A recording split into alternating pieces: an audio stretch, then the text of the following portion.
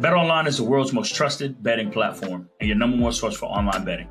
From the earliest odds to in-game live betting, BetOnline provides you with all the action and the ability to watch the games as they happen. With the largest selection of odds on everything from football, NBA, NHL, and much more. Head to BetOnline today to get in on the action with America's most trusted site for online wagering. BetOnline. The game starts here. This shit feel like ain't seven. Put lines on through my action. Wake up in the morning, count my blessings. Feel like heaven. This shit feel like ain't seven. Welcome to the Money Down, the Believe Network, presented by BetOnline.ag. Appreciate you guys tuning in, liking, subscribing, showing love to the podcast. Had another great weekend of football, and wish we should tag team Pertra into this to start this off. We had a shootout between the Rams and the Bills. Warren's Rams versus our producer Matt Perkins Bills. Thought it would be a good football game, and it lived up to expectations. Not too much defense, a lot of scoring. That's what the people like to see. So I got to go to Warren first, man. What you like from the game? I ain't got too much to say. I've been talking about this. Hey, I've been talking about this week in and week out. Hey, we dangerous. We on a run right now. We hot. 7-6. We turning this thing around, and we gonna see y'all boys in the playoffs. Hey, y'all still got work to do now. Hey, no. We still got work to do, but I'm expecting work to be completed for us to get into the playoffs. That's all I'm saying. That's all. Man, let them cook, man. Hey, I can't even talk no trash, bro. Cause my team, which I'm sure you're gonna get to at some point. We'll get to that next. They bull like BULLLLLLL.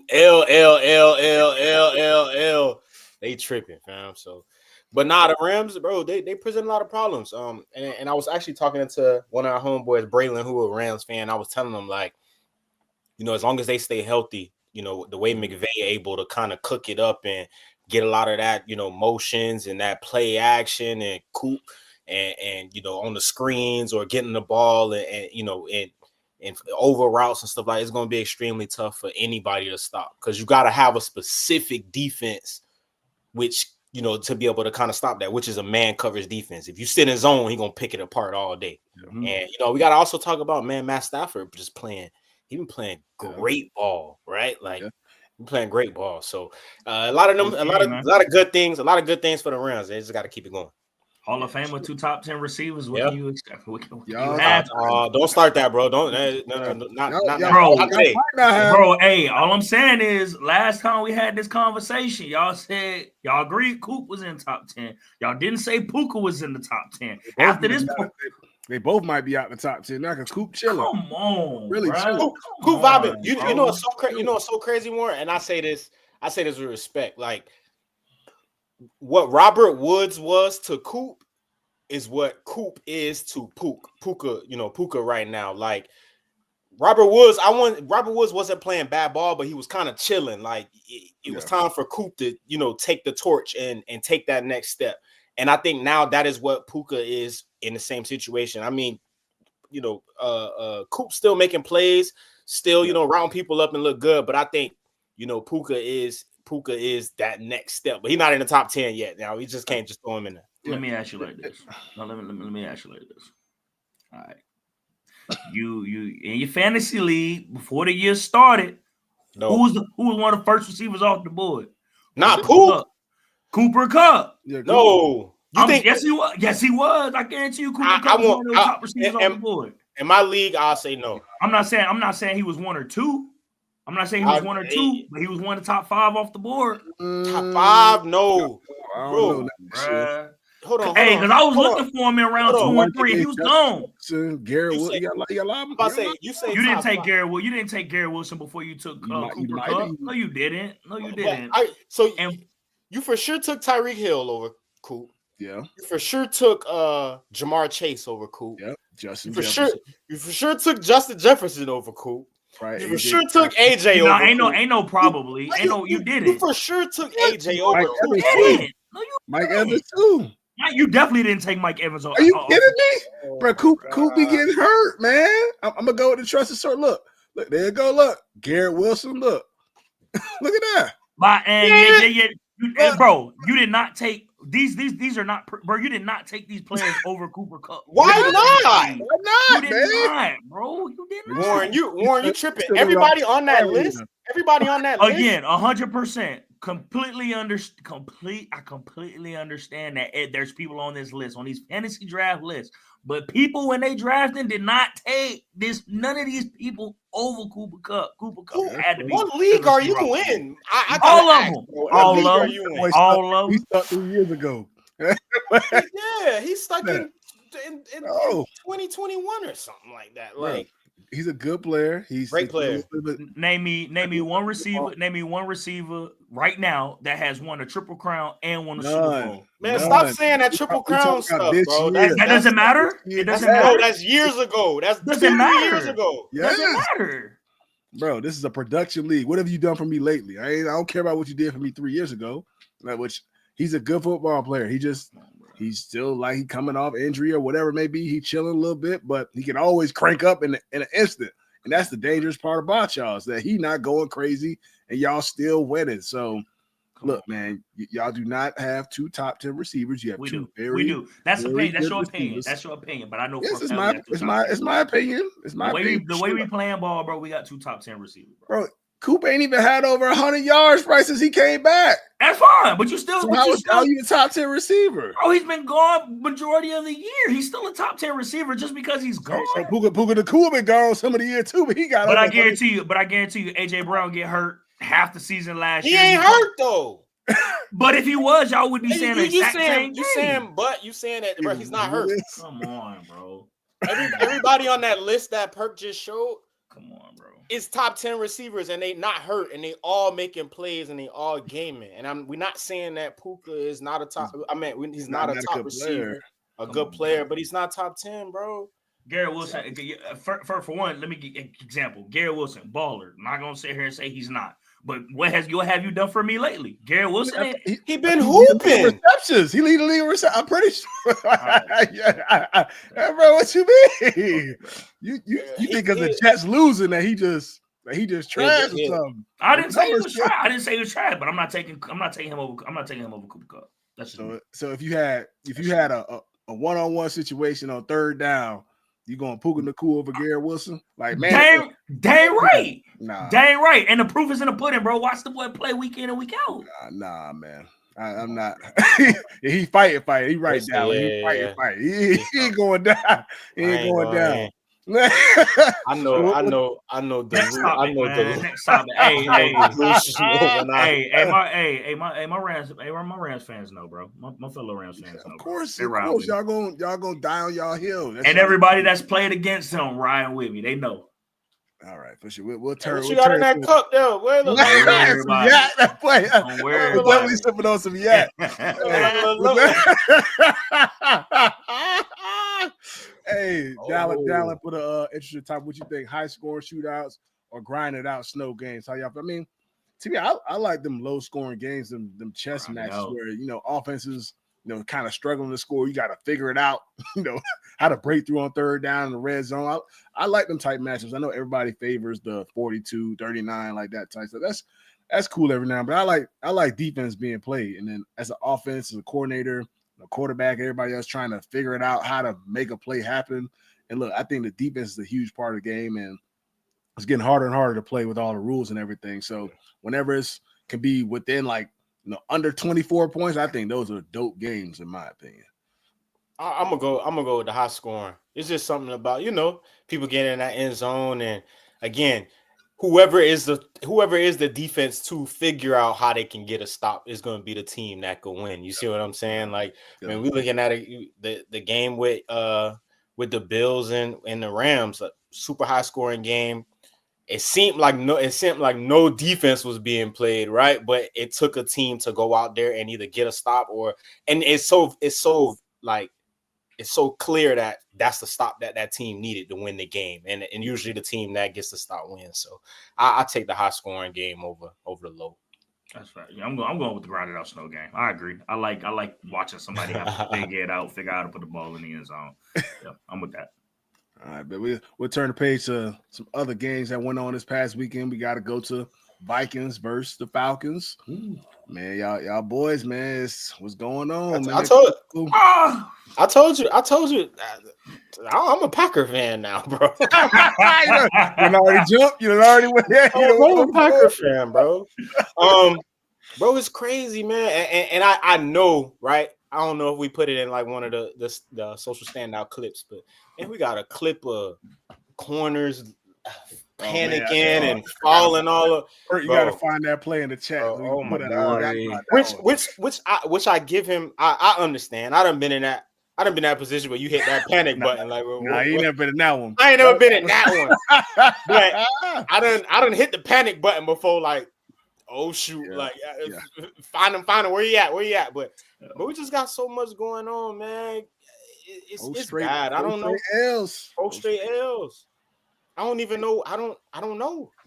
I mean, that's why I'm a Packer fan now. Bro. It was a good team y'all lost to the Vikings. They tough, as we know. You know, Sam Darnold, Addison, Jefferson. Well, they both scored twice or something like that. The boy did drop 42. Both went for like one something. Tough. I mean, hey, I know we early on in the year we talked about best duos. Them boys, they might be number one. It might be. I still ain't gonna take them over AJ. I'm saying this year. But this year, I'm pulling it up. Well, yeah, we gotta watch this. Number 20 had a. Just allow him to scramble. So he's I'm just trying to figure out right here. What coverage? Bro, I don't. That last turn, I'm just trying to figure out. Sam Darnold look him off or something like, why'd you turn that way? He never veered off. Bro, I don't know. That's that panic button. Hey, I'm chasing the man if I panic. I don't know the coverage is what's throwing me off. I don't know because it looked like the corner on the outside, and man, it looked like he just let Jettas run straight up the seam. Like I don't know, bro, but that's not winning football, and that's why we're 0-4 right here. That's why we're 0-4. No, but good thing we in the bad division though. Our division kind of. I gotta check that because y'all. I know y'all was in first place still. Tampa in first now. Might have jumped y'all. Yeah, Tampa in first. Got y'all by a game. So I mean, it's still some weeks to play. I mean, Tampa has been rolling. Them boys been looking pretty good. Baker been doing solid. Both of their backs be going crazy. I got both Rashad White and Bucky on my fantasy team, but I mean, my fantasy team's still trash. I mean, I ain't got nothing to brag about. I need the Cincinnati Bengals defense to come through tonight so I can get me my fourth dub. But we gonna see what they do. I want to say this about fantasy though, man. Right? Because my season been long gone and over with. So y'all might lose the 4 games. So I went and checked. Like today, I kind of gave up a little bit, but I went and checked like to see because I got Joe Burrow playing. Man, the person I'm playing dropped 200 on me. What? Josh Allen went for 68. Oh yeah, he could have played. Josh One person Allen go alone. 60 is over. It's over. Pittsburgh kicker went for 28 points. Bro, I had no chance. Yeah, you said no chance. I had no chance. That fantasy jump be all luck though. I swear. Yeah, I mean, I always forget to set my lineup. It'd be about whatever. 12:59. Like, forgot my lineup. Got somebody playing who hurt this and that. Like, damn. Well, chalk it up for another L. So we'll turn the page to another game. We had the Eagles versus Panthers. The Eagles escaped against the Panthers. The Panthers really should have won that game. Bryce Young, man, he been holding his own. Really, they should have won. He had that deep pass to Xavier Legette that he dropped, which he could have. I mean, it was a tough catch, but you got to come down with those in crucial moments. He's been gaming. He's been taking a few teams to the wire week in and week out. They haven't been able to close it out. I don't think it's due in part to him, but Philly is able to escape in that one. And after the game, in the media, with AJ Brown, a reporter asked him, what do they need to work on? That boy said passing. So, typically, players will kind of, say everything or we just gonna keep working, try and get better. But he singled out passing. You know what I'm saying? And last year, we saw some of the frustrations between, him, Hurts, and the offense, and Sirianni, whatever. And now what is it, week 14, starting to see some little chips in that armor a little bit, like for y'all to be playing as well as what y'all doing and to still win the game and kind of take a little cheap shot at this point. That I had Philly, like I was feeling good about where Philly was at, but to me that kind of has me worried about it. I don't know how y'all feel about that. It's totally unnecessary, and I understand the frustration because you got a all-pro receiver, a guy who in a lot of people's eyes is top 3 in the league right now. And you want to get your numbers, you want to hit your stats, but I think for certain guys and certain teams, it got to be all about just winning. And I think if you play the NFL, you know that there are going to be some weeks where your quarterback just clicking on all cylinders. He can manage the game as far as passing, your running backs getting his touches, and everybody's happy. There are going to be games where Saquon, it's his game. He gonna run for it. He gonna, we gonna win. It could be I miss a couple throws, but it's a run game. Saquon, you got to get us out of this week. And I think that's what's a little bit of the disappointment with AJ is because AJ, that, and there's gonna be weeks where you get the ball, you get 10 targets, and you catch all 10 of them. I mean, I want to say it was a couple weeks ago. He was gaming and everything was all smooth. So to see that comment made after this game specifically is just like, bro, you just got to get through the week, AJ. Come on. But yeah, it's stuff going on in that locker room, as one player said. And hey, Graham, who's hurt for the year right now, but he said something going on. He said they was friends, but so he said something going on now, which I think that's weird to say now too. Like, you still a part of the team. I know you out for the year, but damn, like you just go out us like that. Like that's what I'm saying. You know what I'm saying? Things look a little BG, a super vet too. Yeah, super vet.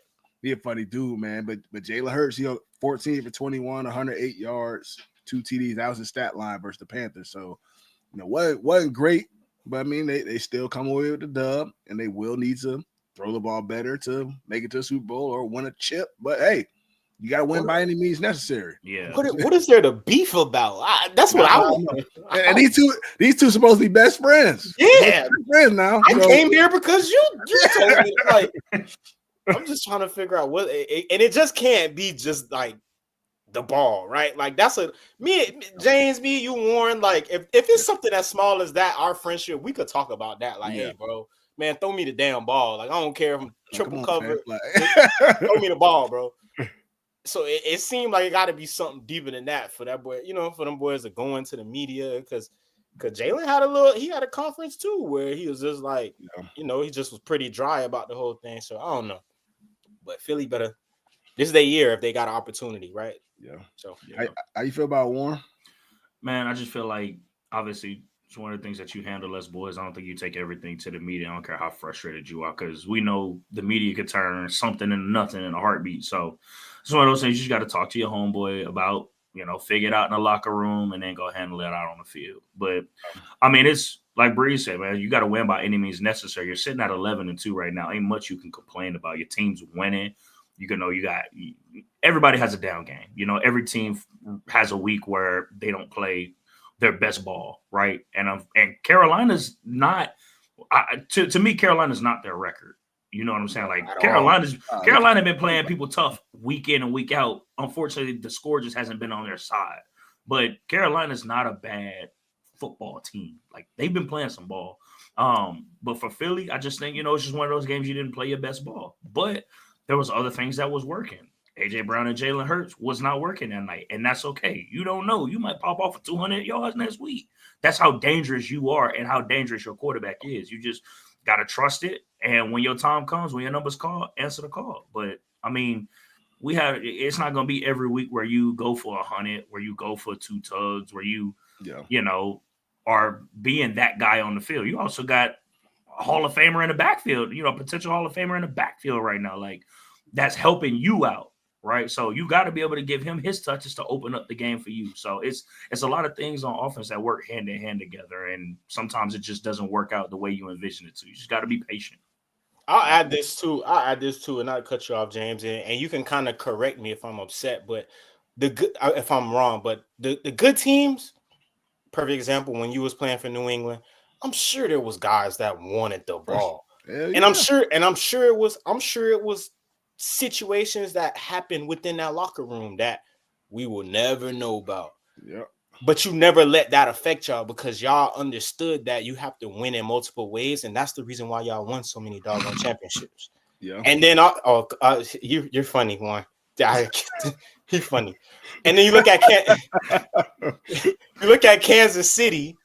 In Kansas City as well. You don't hear the teams that are winning the Super Bowl, you don't hear these stories coming out of their locker room. They handle all that stuff in-house. So I think that's the difference. You see the teams that you know, like, hey, these are the teams that are the blueprint to how they win the Super Bowl. They don't have no issues, although you know there's issues going on in the locker room because it is with every team, but that stuff don't leak out of that locker room. Bro, you got two. The biggest difference was there's two reasons. Bill Belichick and Andy Reid ain't having that for one. Yeah. And then the second thing is you're not finna take that with Tom Brady. I don't care who you are. Like, you got a Hall of Fame quarterback in your backfield that's won Super Bowl with you and without you. So it ain't like you can't sit here and tell Tom, give me the ball. Go ahead. And then same thing with Pat Mahomes. Pat Mahomes is the best quarterback in the league right now, and they're winning because of him. So those are two quarterbacks you're not going to have that with. That's the only reason I say there's a difference between the Philly organization and those two teams. It's like Jalen Hurts is not Tom Brady, and he's not Patrick Mahomes. Talented quarterback, one of the top in the league, but that, again, A.J. Brown is not, I don't want to say the face of your offense, but he's your best receiving threat, right? Yeah. Your best receiving threat in Kansas City and in New England was because of their quarterbacks. It wasn't because of Warren. Nah. Cause if you Gronk, you a Hall of Famer and you just as big as Tom Brady. No. Hold on, not as big as Tom Brady, but at your position. Yeah. I'm sure there was games. I've watched games where Gronk might have only got 3 receptions. And hell yeah, I'm mad as hell if I'm Gronk that this motherfucker ain't throwing me the ball. But is Gronk, and James, you could tell, is Gronk going to Tom Brady like, give me the fucking ball? Like, is he saying that to Tom? That's not Gronk. That's not Gronk. But he's big enough. But different personalities. He could be like that, but that's not. But you're not. But that's Tom, bro. I understand. Yeah. I'm sure Drew probably done came to him and was Julie about the only. That's fair. I just think it's a different level of quarterback. That's all I'm saying. For sure, it's different. They around the same age. Like I said, they friends a little bit. It's a little bit different. You know what I'm saying? Like, it's not the super vet, to a younger player, that type of thing. They're on the same level. You know what I'm saying? So yeah, I don't know. I don't know what the issue is between those guys. I know AJ Brown wants his targets. I would love for him to get them targets, get them receiving yards up, because you on my fantasy team. We can't be going out with 8 points. We need more than that. You know what I'm saying? But hey, from a football standpoint, look, man, you getting them dubs. Them games are gonna happen where you go for 150 plus, the 2 tugs and all that. It will happen. Like, if y'all end up with that Lombardi Trophy, who cares if you had 48 yards in the game and whatever for 4 receptions? It just kind of is what it is. When you have a back like Saquon in your backfield, that type of stuff is going to happen, to where we ain't gonna throw the ball for 200 yards sometimes. We gonna lean into him. He gonna get $150, a couple tugs. We gonna walk away with a dub. You know what I'm saying? Win by 2 points, 3 points. That just kind of is what it is. But they gonna have to tighten that up if this type of stuff continue to happen throughout the year. Yeah, it's kind of over with for the boy. Hey, he definitely gonna be hot there. Hey, I mean, I see people tweet about it today, like, hey, send that second rounder for him. He trying to get up out of there. Yeah, I definitely take AJ on the Pats, but hey, AJ, we can't be having all that extra though, man. We ain't with that. We ain't with all that. You know what I'm saying? But nah, man, definitely will love AJ Brown on the squad if he decides to depart ways with the Eagles. But that's neither here nor there. Let's turn the page to the Dolphins versus the Jets. They had another good matchup there. The Jets look like they was finally gonna get back in the win column, but once again, they trick it off. They go into overtime. Dolphins are able to win it. Tua came through, hit Jonnu Smith for the touchdown to overtime to win it. But I mean, Dolphins, they still trying to fight their way into playoff contention. The Jets just continue to be the Jets. I mean, what was I thinking being on the Jets train early on in the year? And we they went off the trail and went off the cliff. and everything else. You know what I'm See saying? the flashes though. Yeah. You see the flashes. You see it. See the flashes. You see me be like, oh, the boy look like they. Man, you know, that's happen like every week. Like, oh, the boys clicking that joint dangerous, and then fourth quarter come around, and here we go, same old.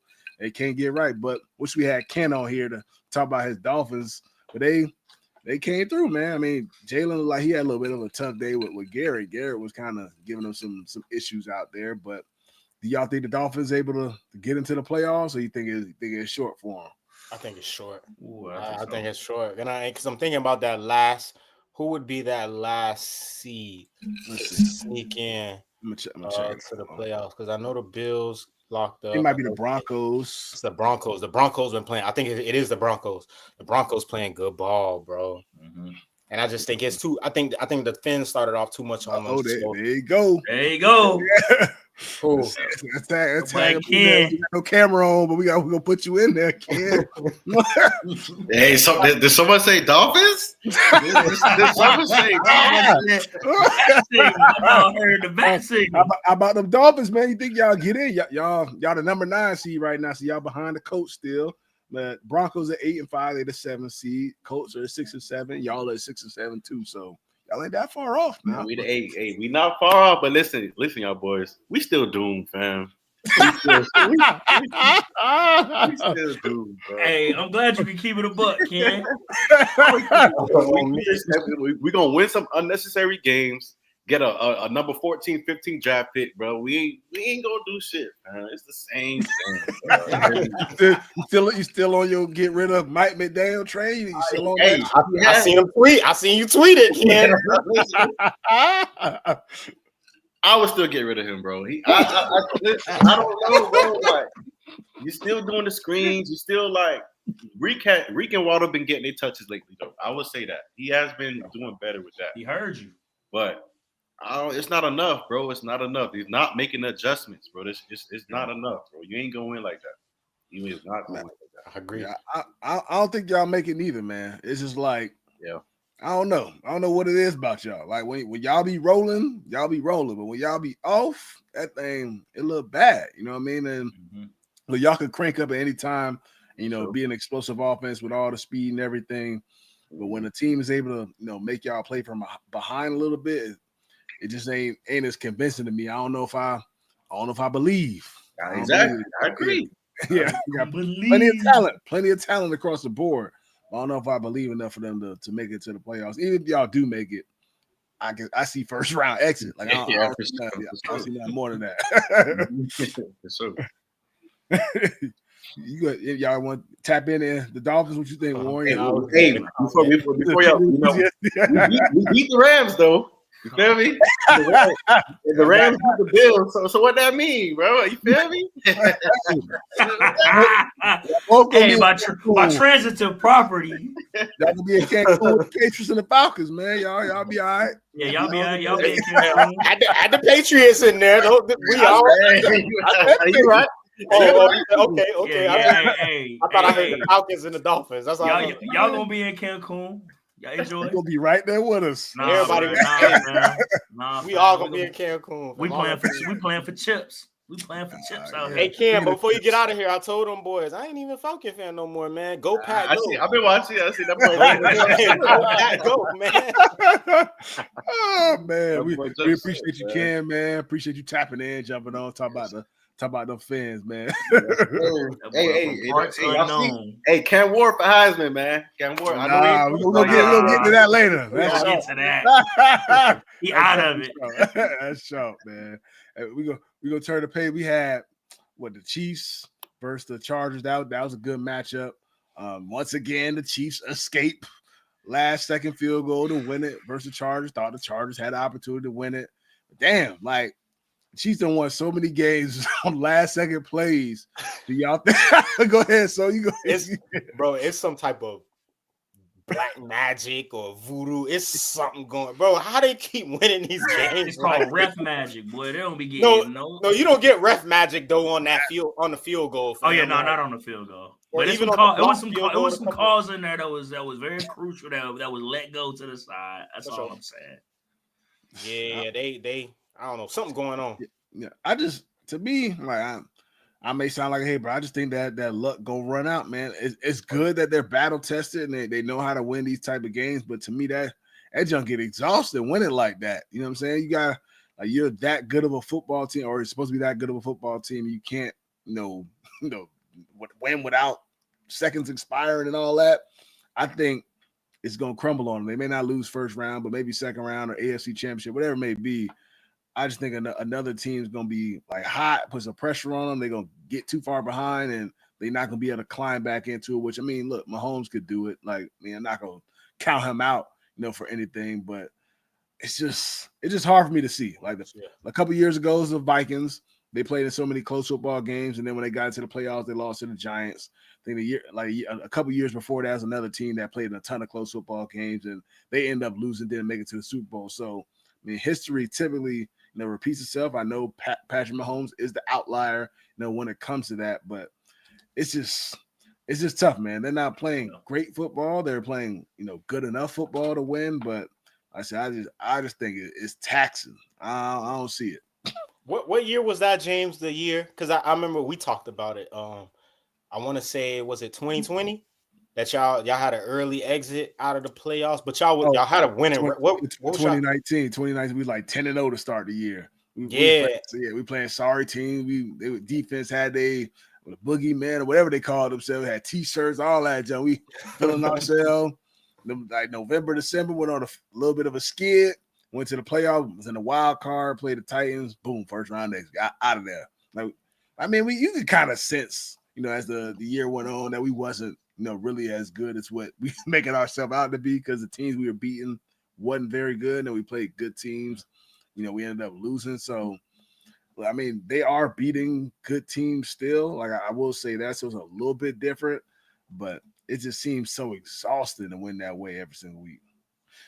Yeah, you got it, Warren. I don't know. I was just about to say, I was just looking. I mean, after that loss to the Bills, I mean, their combined win totals, bro, have not been as much as it was beforehand. I think the season's starting to wear on them, and you can see it. I think they won by two, then by three, or three by two, and then they got 4 tough teams to play toward the end of the year. You got the Browns, you got the Steelers, you got the Broncos, and you got someone else. I can't remember who it is, but I mean, it's them leads is dwindling down. Them winning by a touchdown, winning by 2 touchdowns, it ain't there as much anymore. So I think the season's starting to win them. I know they got a couple of injuries here and there, but we'll see. I think they're gonna see an early exit in the playoffs. That's just me, because I don't think that your luck runs out at some point, and it might be this year.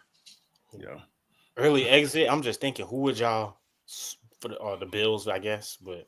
Yeah, who would y'all in the AFC? Well, I mean, they wouldn't play the Bills. No, I'm just thinking who's Steelers, Ravens, Chargers, the Steelers, the Ravens, the Chargers. They only beat the Chargers by 2. Yeah. You know what I'm saying? We'll see if the Chargers able to close it out, when they play. I mean, the Chargers always seem to play them fairly tough, but can't get over that. Can't get over the hump situation. Yeah. So, I mean, we'll see if it comes to the playoffs, they're able to do it, but never know what may happen. But we're going to turn the page to the Money Down segment where plays are made, and that's how you get paid. We're going to take you out to L.A. to the Rams. Top 10. Stafford play fake. Very good catch. Launching. It's a great throw. Toe drag. I'm in, ref. It's catch. How on earth did he catch that and stay in bounds? He didn't even have to argue with the ref. He tossed the ball and got to the huddle. He knew. Man. Had to be Puka Nacua this week, but that's one heck of a catch right there. I mean, impeccable ball placement. Nowhere else to put it. He ain't even he kind of flipped it with the back to the ball. I will say this, activity. When I seen that catch, I just knew. I said, "You do, you." Damn, that's top 10 activity. Well, that's all I'm saying. Let me go ahead and send a text first, so I don't even got to hit. That was a great catch. Yeah. We needed that. We needed that this game. We needed the consistency. We needed his playmaking ability. Coop made some big plays. Scoring when we needed it. Helping cap off drives. I mean, it was just. Yeah, like Bree said earlier, I think he said a couple weeks ago, we pose a threat for a ton of teams, and we were going to pose a threat for the Bills. And I mean, just to be able to cap off that game was good to see for us from an offensive side. Now we got to fix some things on defense. Josh Allen went crazy. That boy went stupid. But y'all made him struggle though early on. We did. Yeah, we did. We did, but no, it was some errant throws and stuff, and which is good for y'all. Y'all can win in multiple ways. Like, I mean, y'all was leaning to the run game that pretty much the whole first half and into the third quarter. Like Kyron Williams, Blake Corum, they were running the ball extremely well. I mean, like I said, I got Matt Stafford on my fantasy team, so I'll peeping all that. I'm like, come on, Matt, you need y'all start throwing that rock a little bit, but no, like y'all can win in multiple ways. You can run it, you can throw it, do whatever you need to do. So that's what y'all put so much stress on teams, because even Kyron can win in one-on-one situations and routes too. So it's tough. And Puka came through for y'all, all game long, screens, flat routes, making tough catches, and all that stuff. So, I mean, that was one heck of a catch when he had multiple of them throughout the game. I said, y'all definitely wouldn't be in this position without him, for sure. I will say that, because, Coop has been chilling, like I said, and Puka, he's been making crucial plays for y'all. He blocks too, right? I think that's what I like about him. Yeah. He kind of like the whole package. He gonna block, he gonna be physical. They're gonna send him through the whole block of linebacker, everything. So both of them. He definitely, Coop does it too, for sure. But Puka definitely bigger when it comes to it. He gonna actually for sure. They work. Yeah, no. He'll grind it for sure. He the size of a linebacker in this day and age. You know what I'm saying? So shout out to Puka Nacua, had a big game this week, and the Rams needed top it. 10. He's not top 10. He had a great game. He's been balling. Big part of their success this year. Anyway. Anyway is right. We're gonna turn it to the social standouts, where we go take it out to New York, where New York Giants, those fans are a little frustrated out there. Oh shoot. See this? Yeah, we had a fan pay for a blimp with a sign said, "Mr. Mara, enough. Please fix this dumpster fire." during the game now. I know that ain't cheap either, man. I know that ain't cheap. That ain't. Y'all think this is extra, or y'all think this is called for, like, for a fan to pay for this to go over the stadium during the game where everybody can see? No, that's called for, dog. It's called for, but I ain't they've been terrible for years, dog. Yeah, dog. Yeah, I ain't paying my hard-earned money for that, bro. That's a lot. That's a lot, man. That's a lot. Hey, them East Coast fans different. They definitely mad. Man. But rightfully so. Look, I mean, you paid the quarterback last offseason. Now you release him. You don't pay Saquon. Your offense can't do nothing. I mean, defense is kind of all right. You got good players up front. Back end is kind of questionable. So it's just so much going on that they can't get right. They have not been right for a while. I mean, fans are frustrated. You know them New York fans, they don't mess around. They blunt, just like you saw right there. They go put a sign where everybody can see it. I don't know if y'all saw Malik Neighbors' interview after the game. He always funny after the game, like what's your comments on the sign? Like, I ain't pay for it. That's right. Oh, yeah. I could not understand. I didn't know why he was like, I ain't pay for the plane. I'm like, bro, they asked you why, if you could fix a dumpster fire or something. Why are you talking about a plane? Makes sense now. It makes sense. Yeah, now you can't. You want to talk about doomed, fam? Like, I don't even know where you start to fix it. Quarterback. I mean, that's a quarterback, and more than a quarterback, bro. I ain't gonna say coach, because I like Daboll, and I can never go against my guy. I think he's a good ball coach. It just seems like they went all in on Daniel Jones, and it ain't work out. So, which I mean, wasn't all his fault neither, but they got a lot of issues to fix this offseason. I said, I don't know if they end up firing Daboll, but I'm sure they'll start with quarterback, and then they'll kind of figure things out. But you got a receiver for sure. You got to fix O-line. I mean, it's a lot. It's a lot to get right. And I don't think they're gonna be. I don't think it's all gonna happen this offseason. In one draft, yeah. So got some work to do. Yeah. And Pert, when it came to the plane, he said it cost $500 to $3,000 per flight for that little sign to go across. Woo. So that's some people real mad. You spending that kind of money for that, during the game, which I mean, it's gonna go viral. So I mean, maybe it was one of the families in the box. Cause see, 500 not that bad to spend. 3 bands though. But that's what I'm saying. But I'm thinking, bro, New York, I don't know, bro. Just everything costs more for no reason. Flight on Sunday over the game. If I'm a pilot, yeah, bro, I'm charging you 3 to 5 bands. Like, hey, it could have been the pilot himself that decided to go do it. It could have been him himself. He did it for free. Got something had to pay for the fuel. Oh man. We go turn the page to college football. We had championship weekend this past weekend. Had the Mountain West Championship, Big 12 Championship, Big 10, SEC, Big 12, all that. Arizona State won the Big 12, a team that was counted out before the year. Scatterbo.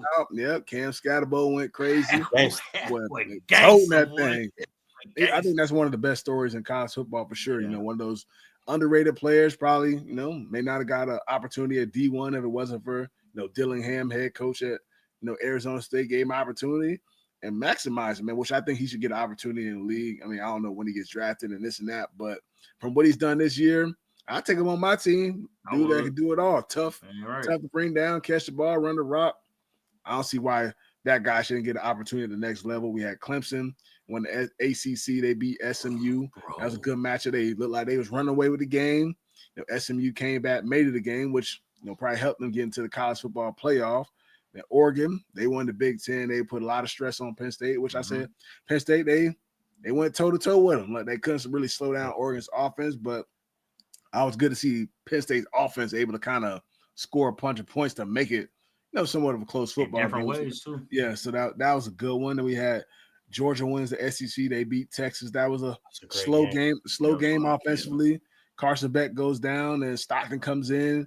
I mean, that's always tough when the backup QB come in. You don't know what in the world to expect, and they start doing a bunch of QB runs, which he got funked one time in the real life. That boy got smoked. I'm glad they ain't called targeted because it sure wasn't. It sure was. I thought it was, though. Hot, boy. Hey, he got funked. He got up. Smoked. He got up though. And then we had Boise beat UNLV in the Mountain West Championship, so they sealed their fate to the college football playoff too. I don't know what y'all takeaways from championship weekend. My takeaway, I'm gonna tell y'all boys, Tez Johnson, 15 for Oregon, unstoppable. He had a day against a team that we've known the whole time, right? They're known to play solid defense. That's why on the offensive side of the ball, they're gonna run the ball, they're gonna get down the field, and they can score a lot of points, but it just looked different than the high powering teams. But for him to go out there and have that day against that type of defense, that was my takeaway. If you preparing for Oregon, as far as dealing with him, if they move him around like how they did on Saturday, good luck, bro. I mean, their next game is Tennessee or O State. I mean, they're gonna have a little tough test on their hands. It ain't gonna be easy. And I say it won't be it sounds like it won't be easy, but to me, it just seemed like they used him differently in this game. Like they had him a lot in the slot, which. On the outside, Stewart, number 7, is a good receiver, right? He was like a former 5-star or something like that. And then number 1 is a good receiver too. He was giving Ohio State issues before he spit on somebody. So I just think if you could take advantage of both of those teams and use him as that chess piece where you're going to see him in the slot, you're going to see him start in the backfield and motion somewhere else and just confuse defenses and get them on mismatch, as you're seeing on these highlights, that boy an issue. Yeah, and he looked like he 100 pounds. Like he's skinny now, but he be going crazy. They'll find ways to get him open in space. He was catching it, making moves and all that. He definitely was an X factor for him. And I will say Dylan Gabriel too. He played a very good game. Very good game. Look at this, James. Like he out of there. I don't know. Tough. He's scooting. Yeah. And that's what Oregon's offense does. They could put stress on you vertically, run game. Dylan Gabriel, he doesn't make too many mistakes. So that's what's tough. I mean, when you have like a trusted quarterback who's not going to turn the ball over, you got a good defense. I mean, that's a recipe to go out there and win a championship. Oregon's been pretty consistent, all year long. They're pretty consistent, in this game against Penn State offensively. So they're going to definitely be a tough out. I mean, I think my biggest takeaway from this past championship weekend too is I like Arizona State, man. I think they're going to be a tough matchup for teams, man. Just with Scatterbo, kind of like that underdog word. They probably not what a quote unquote supposed to be there if it wasn't for 12-team playoff and all that, but they're in it. I'm saying they first matchup, they get the bye week, so that's nice too. They get some extra week of rest, but it's gonna be some great matchups, man. Don't sleep on Indiana Notre Dame. I think that'll be a That's very gonna be a good good one. matchup. Yeah, that's a rivalry game too, ain't it? I mean, both places Indiana. Indiana ain't a rivalry It's not game. a rivalry game, though. I thought it was. So ain't got to travel far, none of that. SMU, Penn State, which I think that's a little sleeper. I mean, I think these will all be good games in this first round. I just think it's one of those years where, look, I know Joel Klatt put like one side is easier than the other, which he probably pointed at Georgia. But to me, it's not, because it's not. If you watch college football, look, anybody can win, man. I mean, Georgia almost lost to Georgia Tech. How is it such an easy route for them to get to the championship? And they quarterback hurt. Like, who knows what gonna happen with Carson Beck too? So yeah, like I think it's even all the way around. I mean, it's hard for me even to pick a favorite. I understand Oregon is undefeated or whatever they are, and Georgia is looking like the favorite on this side. But to me, it's truly wide open. I'm excited to watch this. It's gonna be a lot of fun. You ain't picking Oregon, because I ain't gonna lie, oh boys, that shit look hard. Yeah, it's gonna be tough. You gotta play either Tennessee or Ohio State, especially being a 1 seed. Like, you deserve. I ain't gonna say a coast, but it shouldn't get tough until we get on the other side. On the other side, but I think when we talk about a team having the easiest route, I think you got to look at Penn State, man. And the reason why I say that with SMU, it's a lot of pressure, and y'all boys know it's a different type of pressure being in those playoff games. And although we haven't played in a playoff game, we've played in Big Ten championship games and then New Year's Six bowl games. It's a different type of pressure. It just feel different. It just come with a lot. And I think SMU, their first time having to go to it's gonna be brick too now. And that's why, like, to be honest with you, that's why I knew Boise State was going to run through UNLV, because you got a team that used to playing indoors or whatever the case is, good weather, and now I got to go play somewhere where it's 20 degrees. And although it do get a little cold in Dallas, it don't get that's a different type of cold in the Midwest cold. So I think that's why they're gonna struggle. And then from there on out, I don't think nobody like Boise State over Penn State. I just think they got the easiest route. Like, I don't know. I don't know, bro. I don't know, dog. And that's the thing. Like, we talk about Boise State being in the Mountain West and all that stuff. Boise State got a good football team now. Like, they do.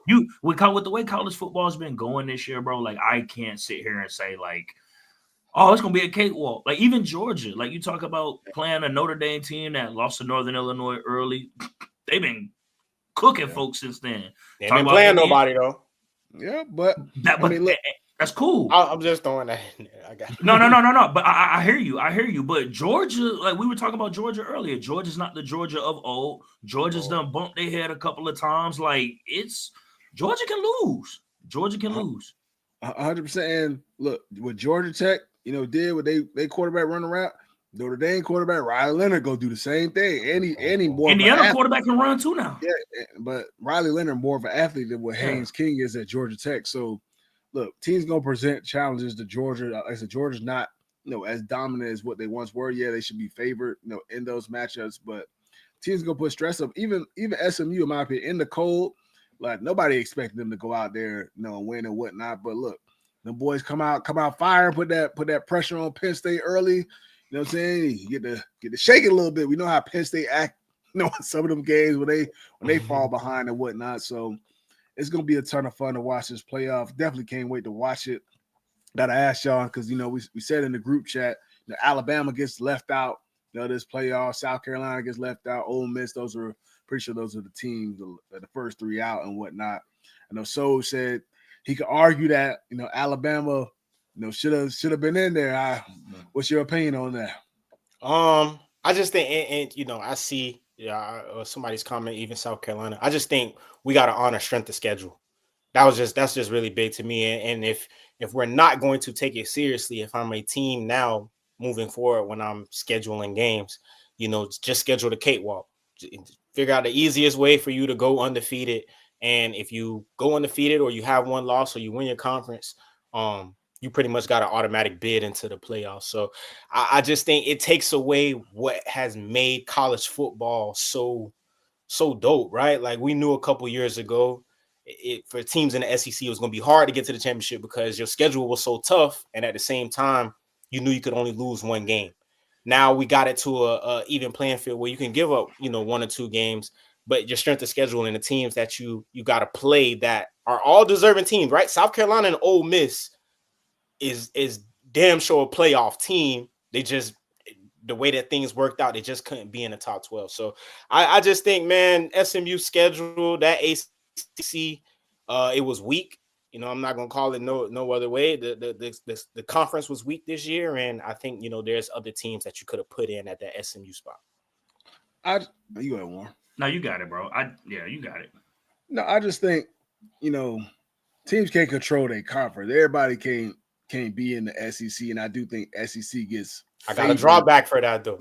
Teams get favored in the SEC because they're in the SEC. Well, to me, Alabama, they lost all their games within their conference. It's not like games they had to schedule. It's games that were in their conference. So I think for SMU and teams like Indiana, if you lose 1 game or 2 games and there's a team behind you that lost 3 games, look, to me, you deserve to be in there. Look, if Alabama, they're that team that's supposed to be that good, then you got to win them games on your schedule. Win them games on your schedule. I mean, that's just how I see. I think it's unfair for a team to make it to their conference championship and get penalized for losing. The team that's watching get put into the playoff. To me, that's tough. You know what I'm saying? Like I earned the right to make it to a championship. Now I'm gonna get penalized to be out of the playoff for making it.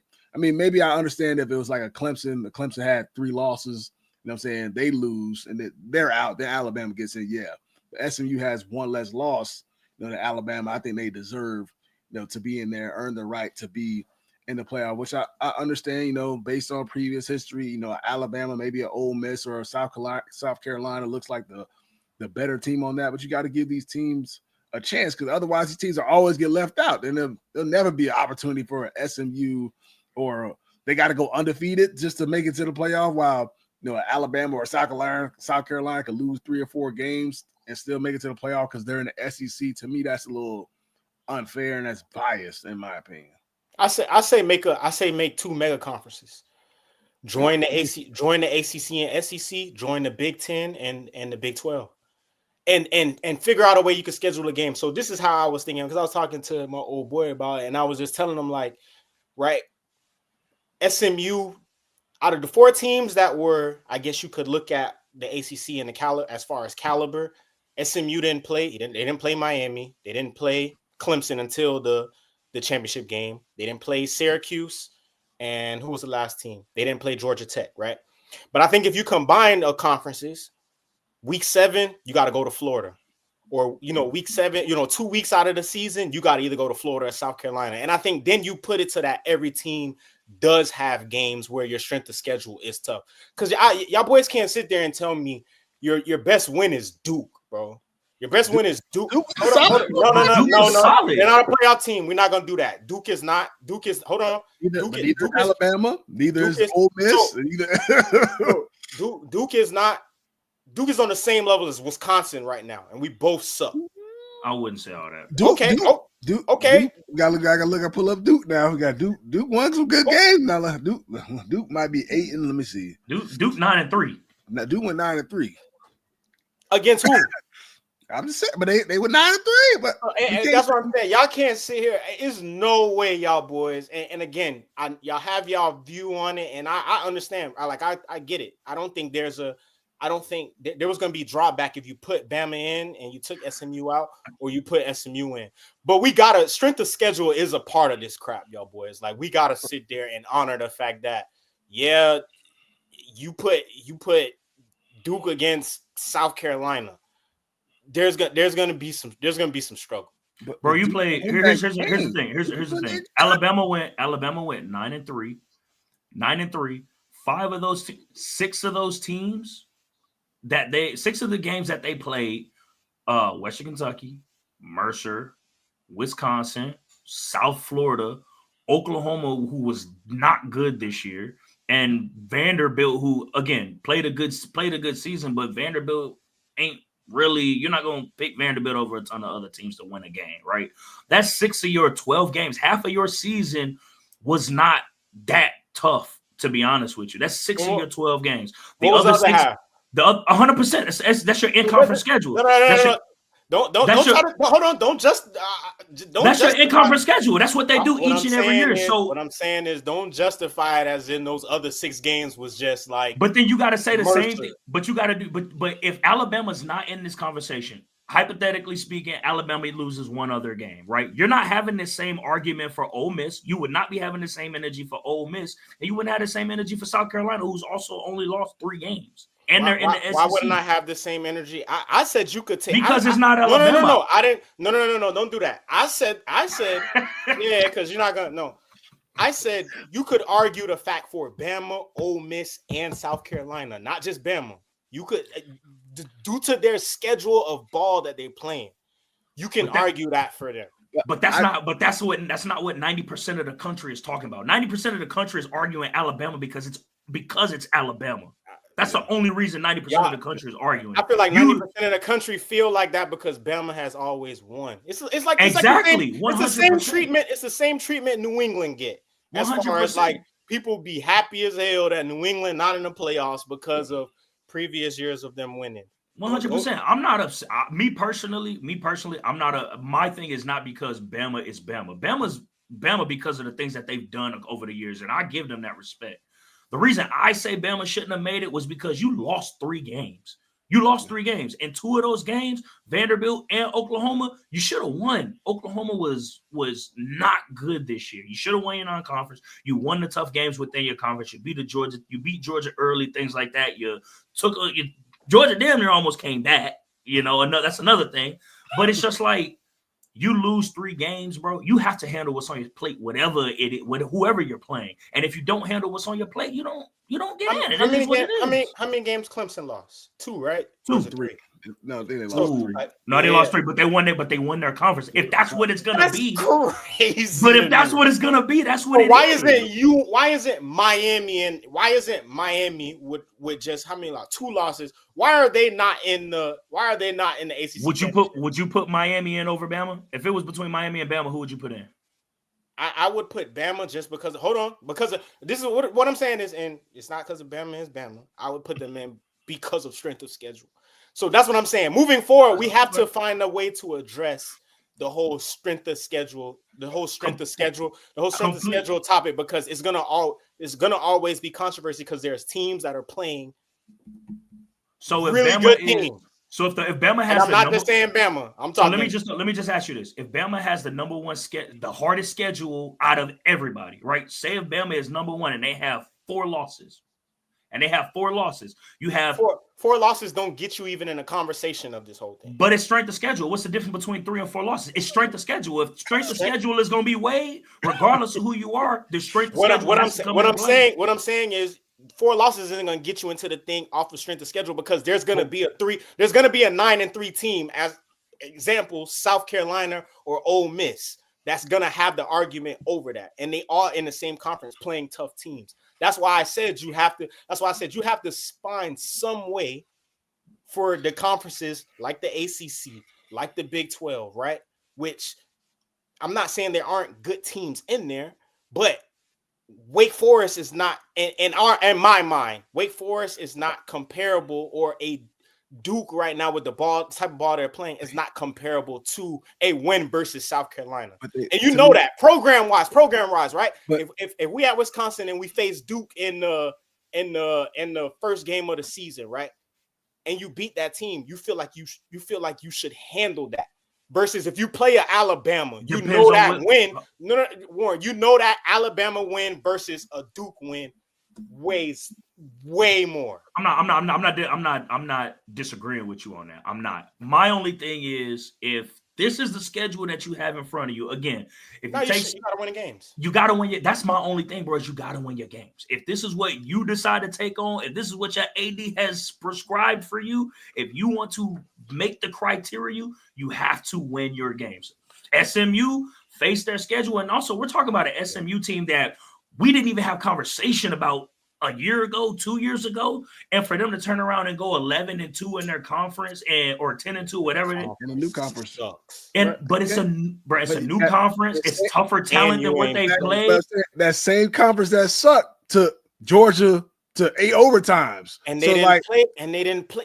That's my only. Hold on, James. That's my only drawback to this, right? Even in the conference that week, I would personally say out of the 4 major conferences, they are probably the bottom one. My only argument with SMU is they didn't even play those teams, right? If they played Georgia Tech or they played Syracuse and they beat them or they barely escaped, I could totally agree with y'all. I just don't think. Of course, yeah, you're gonna go 11-1 if you play. But to me, it's still hard to win games as we see, every single week. I just think the SEC just always gets this bias based on, previous year. They already have this mantra just automatically in there. It's like, oh, well, we lost an in-conference game. They only move back, 2 spots. A Big Ten team probably lose. I mean, unless it's like Ohio State loses to like a top team or something, you're going to fall back 10 spots or something compared to the SEC because the SEC strength of schedule when, typically it's only been like the top 2 to 3 teams in the SEC that have really carried the weight, and everybody else is fairly regular. Like I just think the strength of schedule thing, I get it, to an extent, but SEC is always gonna get favored in the strength of schedule thing because they're gonna always rank those teams at the beginning of the season. They're gonna stay ranked as long as as long as. At what point? I think our conference is starting to get that though. But at what point? But at what point does the strength of schedule landscape start to change with now like NIL being a thing and people having more opportunity to bring in better players? Like, how do you weigh the strength of schedule with that being a factor? A couple years from now, a few years from now, when you got these teams that we haven't talked about having an opportunity, beating teams that we didn't expect that they would. Like, how does that change the landscape of the strength of schedule? Because truth be told, as you play your games, the strength of your schedule is going to change based on how that team is particularly performing. You can't go in with the beginning of the season with a top 15 strength of schedule. Then all the teams that you play have a terrible year, and then at the end of the year, now you still have a top 15 strength of schedule. Like, that's what they're going off of.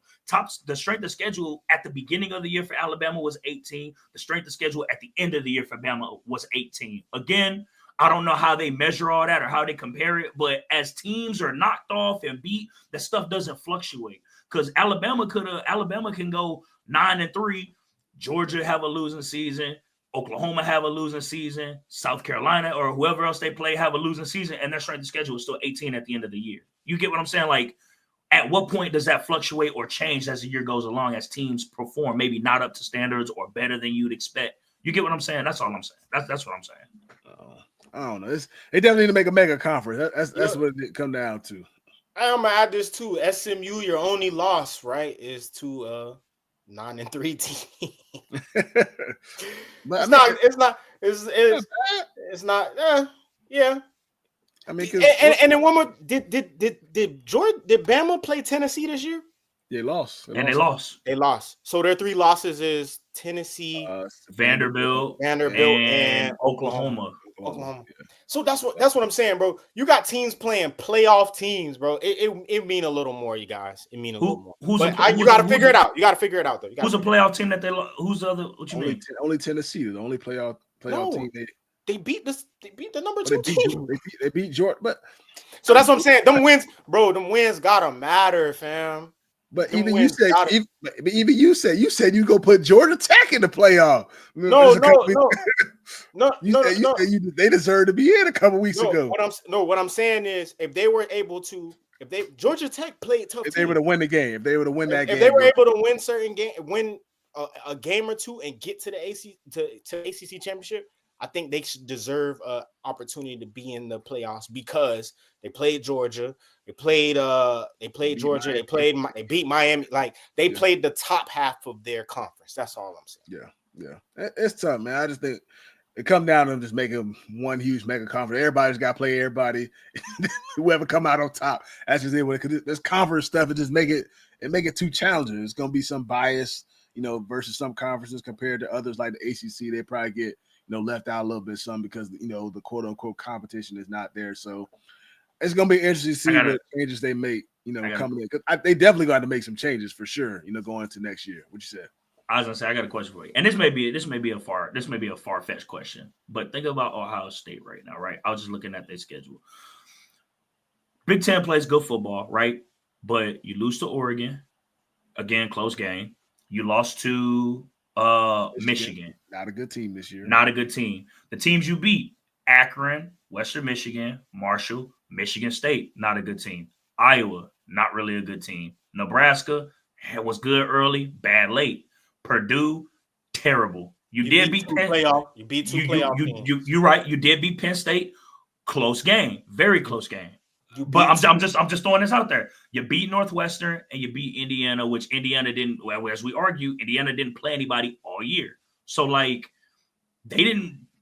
I mean, if you give it to okay, I'm just saying their strength of schedule, toward the end of the year, if we look back at it again, they beat two playoff teams.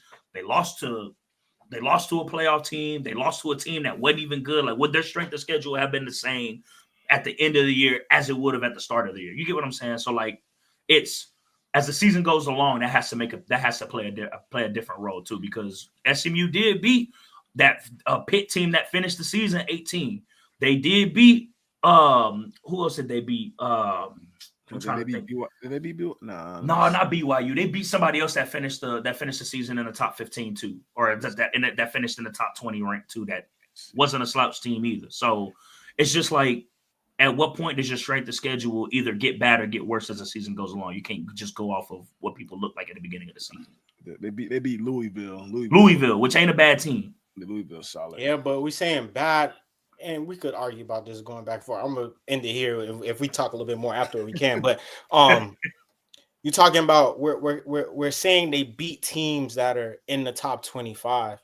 It's a different conversation when you're fighting for them 1 to 12 spots. You see what I'm saying? Or 1 to 13, 14. That's where the 12 to 14 is kind of where the conversation is had at. And I just think if you look at other teams, I mean, Bama lost to, and I hate that it's Bama because it just make it seem like a lot of people are favored in one specific team. But using them as an example, they lost to a playoff team, which is Tennessee, and then they also beat the second ranked team in the college football playoffs. So I just think you have to measure certain wins over others. And again, it's up to the college. They got to fix it though. They got to fix it. But we also, to your point, we also talk about how important it is not to lose late in the season. They lost 2 games in the back half of the season. We talk about that too. Had they took these losses earlier in the season, we might be having a whole different conversation right now. Had they rattled off 7 straight, you get what I'm saying? So I get what you're saying. I don't disagree with everything that you're saying. I just again, they did lose late in the season twice. Yeah, and to me, they shouldn't even rank teams until midway through the year and kind of figure it out there, because who knows what a team actually supposed to be before the year. But before we wrap, who you guys got to win the Heisman this upcoming week? The Heisman Trophy. You got Dylan Gabriel, Travis Hunter, Ashton Jeanty, Cam Ward. We know who Cool Ken gonna vote for when it comes to that. I mean, for me, it's tough. As a back, I would love to say Jeanty, but I'm gonna have to go with Travis Hunter. What he's done. I know they're not in the playoffs and all that, but what he's done on both sides of the ball, over 1,000 yards receiving, a few interceptions and all that, impacting the game on both sides, playing 100+ snaps and all that. I just don't think we'll ever see that, once again. So I think I value that, which if it goes to Jeanty, I don't mind that whatsoever either. What he's done is incredible too, but Travis Hunter is definitely a unicorn, one of a kind. I think he ends up winning the Heisman. I'm gonna go Jenny to win it. Who you got, Warren? Now y'all gonna make me pick one of the other two? No, I'm kidding. Dude, I don't. Cam Ward should win it though. No, I mean Gabriel Dan could win it too, though. I mean, he could. Undefeated. Dude, that's tough, bro. I think I'm gonna go Travis Hunter. But somebody was having a conversation not too long ago on another podcast I was listening to, where they were like, can you take, if you swap teams, right, will they have the same effect? Could you take Ashton Jeanty and put him in Colorado's offense, and will they play as well as they did this year? Or if you take Travis Hunter and put him in Boise State's offense and on Boise State's offense and defense, and would they have played as well as they did this year? So it's just one of those questions. It's just one of those questions. I think that you probably would have had more of an effect with Travis Hunter on your team. So that's just me. I'm going with Travis. It's definitely tough. We'll see who wins it. I think any of those guys are deserving of it. They all balled out, and definitely excited to watch what guy joins that Heisman Trophy fraternity. And that's a wrap for this Money Down podcast on Believe Network, presented by BetOnline.ag. Appreciate you guys tapping in, tuning in, liking, subscribing. Keep showing love. We appreciate you guys. Let's get it.